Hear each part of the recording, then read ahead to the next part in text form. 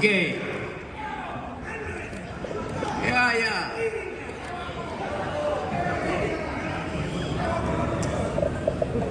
Apa soalnya? Enggak. Simpel kok, simpel. Para pemirsa dan para hadirin, simpel kok.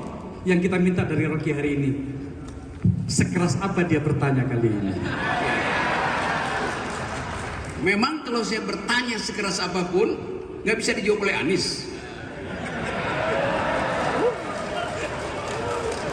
Saya tahu cara berpikirnya. Bagaimana cara berpikirnya? Dan saya tahu isi hatinya. Saya mulai dari situ ya. Demokrasi adalah soal cara berpikir. Ada definisi standar demokrasi adalah pemerintahan dari, oleh, dan untuk rakyat. Itu omong kosong. Demokrasi adalah the government of reason through the government by the people. Pemerintahan akal melalui pemerintahan orang. Demokrasi adalah doing habits of the heart. Datang dari kebiasaan. Saya pakai bahasa Inggris karena dia paham bahasa Inggris.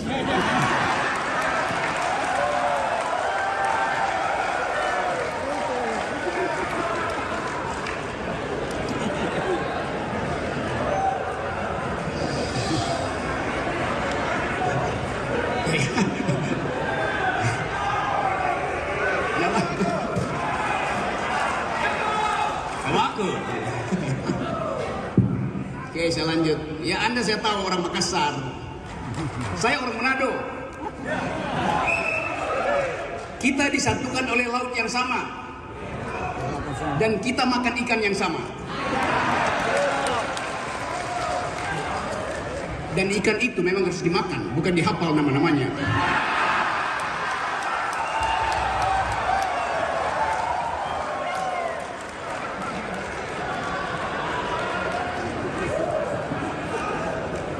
Dan bagian paling enak dari ikan adalah kepalanya. Karena kepala ikan lebih bergizi dari kepala negara.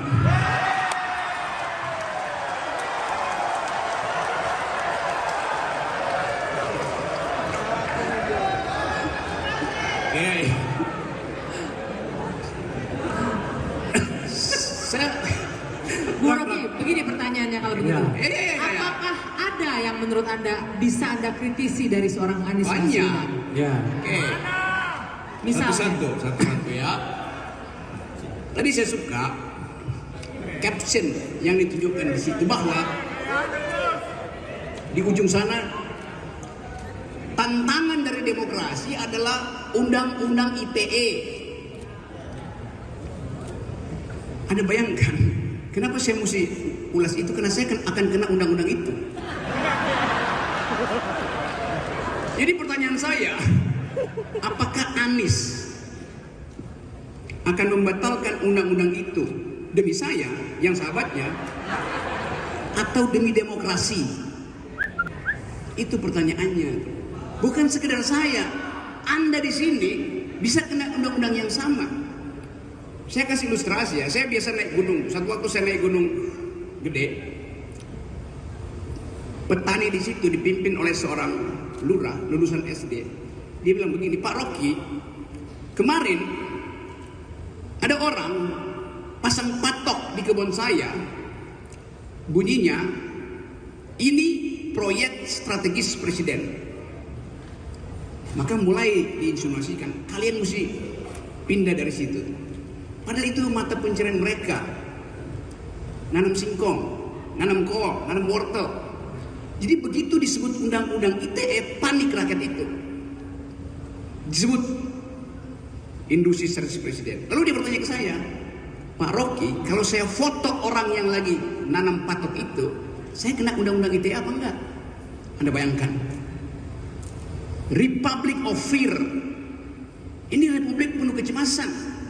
Undang-undang ITE bisa menghantui petani di Cimacan, di Cibodas. Itu pentingnya kita bicara soal itu. Jadi demokrasi itu adalah jaminan primer tentang kebebasan untuk berpikir. Itu aja. Kebebasan berpikir menghasilkan kebebasan berpendapat. Nggak mungkin ada pikiran tidak diucapkan dengan pendapat. Nah, poin saya adalah kita sekarang dibikin dungu karena nggak mampu mengucapkan pendapat, karena akan dihadang dengan, kalau Rocky Gerung berpendapat mesti sopan dan santun. Saya akan sopan dan santun pada ulama, saya sopan dan santun pada orang tua. Saya nggak mungkin sopan dan santun pada pejabat.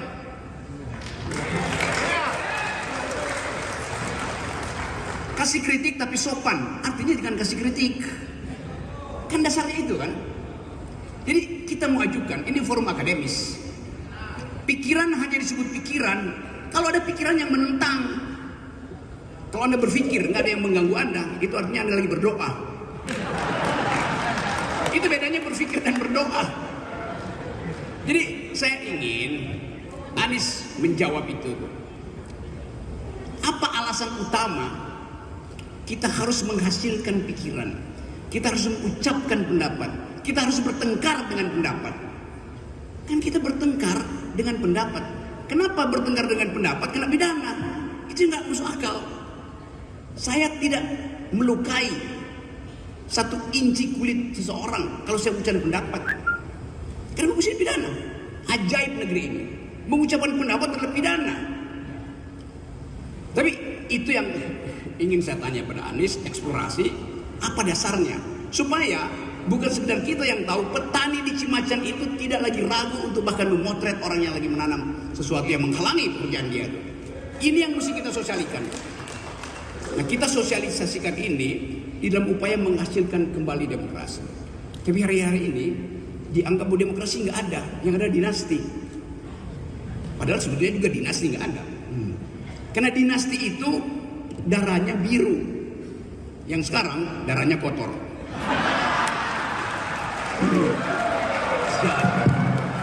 Segitu aja, Bung Rocky, segitu aja untuk Pak Anies. Tajamnya cuma segitu.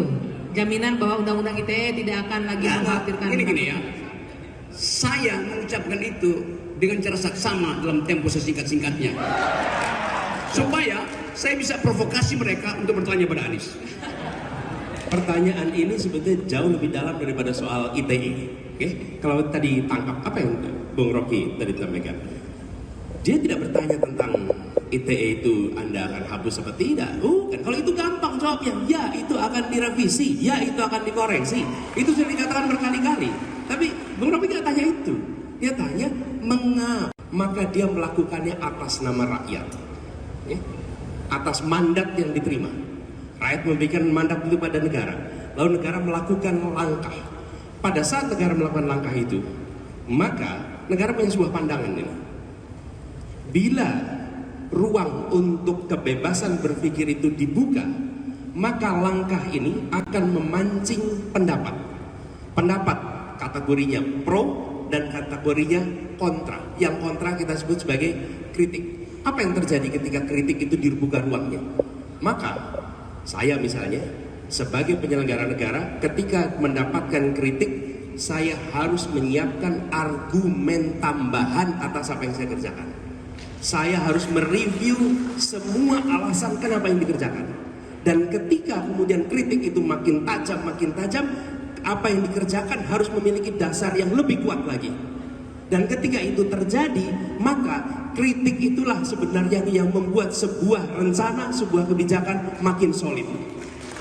Kalau ruang itu tidak ada, ruang itu tidak dibuka, apa yang terjadi? Dia akan melenggang tanpa kritik, dan dia nanti muncul sebagai masalah yang baru dirasakan rakyat sesudah dieksekusi. Pada saat dieksekusi, semua masalah-masalah yang harusnya muncul sebagai kritik di awal nggak muncul, munculnya nanti di problem kemudian. Karena itulah sebenarnya ketika ada perdebatan pro dan kon, itu sesungguhnya sebuah public education tentang sebuah kebijakan. Itu sebabnya ruangnya harus dibuka. Tapi kalau ruang itu tertutup, kebijakan melenggang begitu saja tanpa ada proses penajaman, penguatan. Dan saya perlu garis bawahi ketika bicara tentang begini, tentang kritik. Sebuah kritik itu substansinya, mau caranya seperti apa, itu urusan pengkritik, bukan urusan pendengar. Urusan pengkritik, mau dengan cara yang santun, mau tidak santun, itu urusan pengkritik. Tapi bagi yang dikritik, substansinya harus dijawab, harus dijelaskan, dan harus diberikan ruang itu untuk terbuka.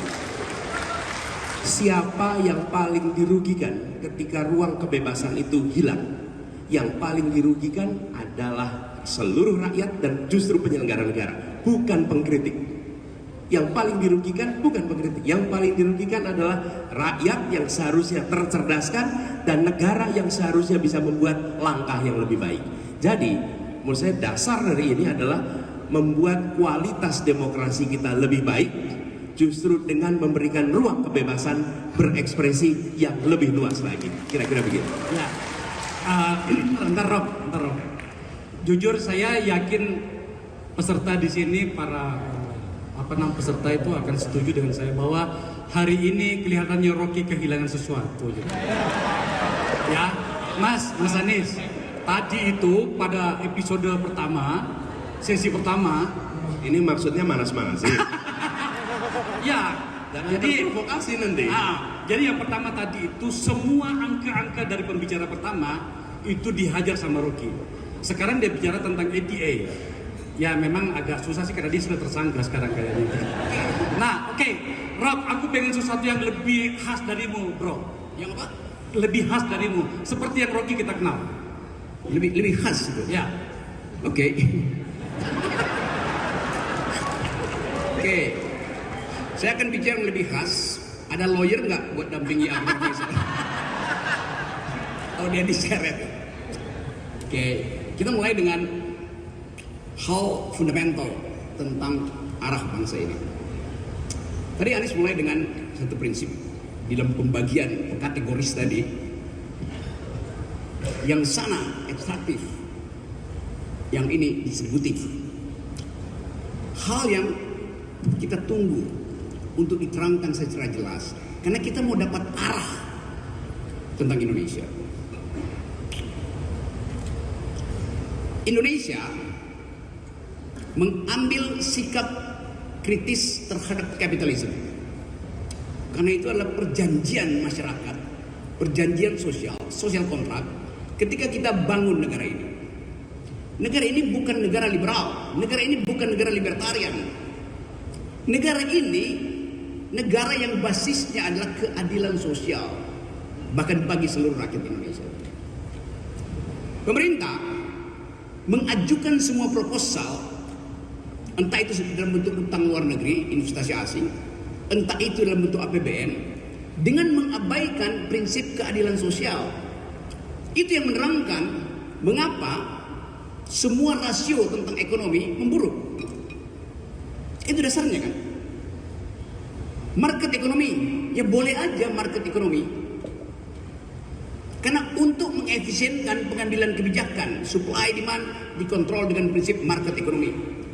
Tapi di era Pak Jokowi, bahkan bukan cuma market ekonomi yang dipraktekkan, tapi market society. Kita ini dianggap sebagai konsumen aja, bukan sebagai citizen. Anda lihat Rempang itu, Jokowi tanya lewat Bahlil, orang Rempang, Anda butuh apa? Pemukiman, rumah, kita kasih dengan anggaran yang diukurkan secara kuantitatif, 60 juta, 40 juta, 50 juta. Dijadikan sekedar sebagai konsumen untuk alasan menggusur. Apartemen itu, rumah itu sekedar house, bukan home. Kita perlu home sweet home untuk kebahagiaan, bukan untuk ukuran-ukuran material. Jadi bayangkan Presiden Jokowi tidak paham bahwa dia diminta untuk menghasilkan kebahagiaan dan kemakmuran, bukan kali-kali fondasi untuk bikin infrastruktur, dengan akibat uang yang harusnya tiba di puskesmas dalam bentuk obat, vitamin, yodium, antibiotik. Bagi ibu-ibu hamil berubah menjadi aspal di jalan tol. Trade-off-nya begitu, itu yang menerangkan sekarang stunting kita itu 25% tuh. 1 dari 4 bayi yang lahir hari ini akan kekurangan gizi. Setiap bayi yang lahir sudah berhutang 50 juta, itu kata Sri Mulyani.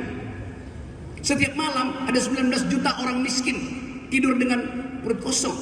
Bagaimana mungkin kita masuk di dalam janji Indonesia Emas kalau kondisi awal kita itu sampai ke market society? Itu dasarnya kan. Jadi kita mau uji kemampuan intelektual dari Anies.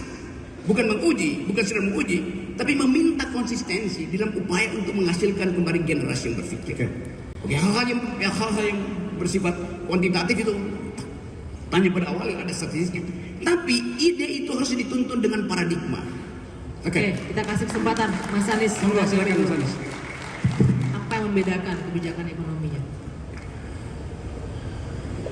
Pembangunan itu adalah tentang manusia. Pembangunan itu bukan tentang barang penopang manusia. Itu poin utama yang harus kita fokuskan. Manusia, tentang manusianya. Dan manusianya artinya apa? Manusianya, keluarganya, komunitasnya, lingkungannya. Tapi fokusnya pada manusianya. Karena itulah kenapa saya tadi tunjukkan soal indeks kualitas pembangunan manusia. Karena kuncinya ada di situ. Sehingga ketika negara berbicara tentang meningkatkan kesejahteraan, maka dia bukan berbicara tentang meningkatkan angka-angka pengukur, tapi meningkatkan kenyataan kesejahteraan yang ada di masyarakat. Fokusnya di situ. Dan ketika bicara kesejahteraan, nomor 1 apa? Nomor satu, sehat. Dan ketika bicara sehat, mulai dari kapan? Sehat itu mulai dari ibu hamil mendapatkan pasokan gizi yang baik untuk setiap bayi yang dalam kandungannya. Nomor 1. Kalau tidak ada itu nggak jalan. Nah, Bapak Ibu sekalian, hari ini persoalan ini itu lewat, tidak menjadi fokus. Dan kemudian kedua, masa awal, usia awal, lalu usia sekolah. Ketika masuk usia sekolah, bangku sekolah yang cukup untuk bangku SD jumlahnya sama dengan bangku SMP, jumlahnya sama dengan bangku SMA. Hari ini jumlahnya kayak piramid. Yang SD banyak, begitu SMP makin sedikit, SMA makin sedikit, perguruan tinggi makin sedikit. Selama itu terjadi, berarti negara tidak berencana untuk mendidik semua anak. Nah, rencana. Dilihat dari mana? Bangkunya aja nggak cukup. Gitu mau bilang mendidik semua anak? Belum, tidak berencana. Itu diubah. Jadi kesehatan dasar, yang kedua pendidikannya. Setelah terdidik, bersekolah salah satunya. Terdidik beda dengan bersekolah. Oke? Bersekolah itu diselenggarakan negara. Mudah-mudahan itu menghasilkan orang-orang yang terdidik. Dengan itu mereka kemudian bekerja di dalam, nah ini baru pasar masuk nih. Pasar masuk di dalam sebuah perekonomian. Masuk dalam perekonomian. Ada yang menjadi penyedia tenaga kerja, ada yang masuk di situ sebagai pengusaha, baik mikro maupun besar, yang kemudian bergerak di dalam pasar. Terjadilah distribusi kesejahteraan di pasar. Tapi proses penyiapan itu diselenggarakan oleh negara. Jadi ketika kemudian negara berbicara tentang kesejahteraan, bukan sekedar meningkatkan GDP, bukan sekedar meningkatkan pertumbuhan ekonomi, tapi mengubah kualitas hidup setiap orang dan setiap keluarga yang ada di Indonesia. Ini fokusnya.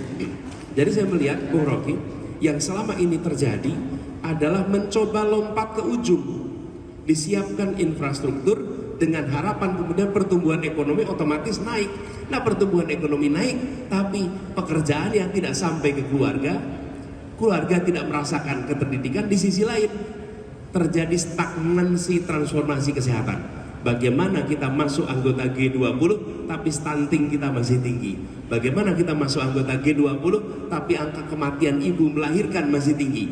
Indikator-indikator sosial kita tidak menunjukkan kita berada di negara yang top 20. Indikator ekonominya top 20, tapi indikator sosialnya tidak. Dan bila ditugasin sebagai presiden, maka presidennya tidak hanya bawa ilmu ekonomi, tapi bawa ilmu antropologi, bawa ilmu sosiologi, bawa ilmu sosiatri, bawa ilmu urban, bawa ilmu-ilmu itu semua dihormati. diberikan ruang di dalam pengambilan keputusan. Jadi ketika kemudian kita mau melakukan langkah, itu berbagai ilmu pengetahuan dimanfaatkan. Tapi kalau kepemimpinan nasional tidak menghormati ilmu pengetahuan, maka selera yang akan mendominasi di dalam pengambilan keputusan. Oke. Hormati ilmu pengetahuan, manfaatkan ilmu pengetahuan di dalam formulasi kebijakan. Dan ketika itu terjadi, maka aspek-aspek yang non-market menjadi tercover. Tapi kalau tidak, maka kita memandang seakan-akan ini hanya persoalan ekonomi. Dan ini kaitannya juga dengan hubungan internasional. Indonesia selama bertahun-tahun memandang posisinya dengan dunia itu transaksional. Kami berurusan dengan dunia, untung ruginya apa? Untung ruginya apa? Tidak. Harus diubah. Kita ini adalah warga dunia. Dan Indonesia punya tanggung jawab di dunia. Karena itu, hadir di pertemuan PBB itu apa namanya, UN General Assembly, kalau tanya pada efeknya investasi memang tidak ada, tapi kita hadir di sana sebagai warga dunia yang menyampaikan agenda-agenda untuk dunia. Tapi kalau kita berpikirnya transaksional, itu tidak penting, karena ini tidak ada kaitannya dengan kegiatan perekonomian. Nah, Indonesia sudah harus berubah. Kita tidak lagi memandang posisinya di dunia semata-mata dalam transaksi ekonomi, tapi sebagai tanggung jawab kemanusiaan atas semua urusan yang ada di dunia. Jadi konsekuensinya itu luas ketika kita menggunakan berbagai bidang di dalam urusan pembangunan, gitu ya. Oke.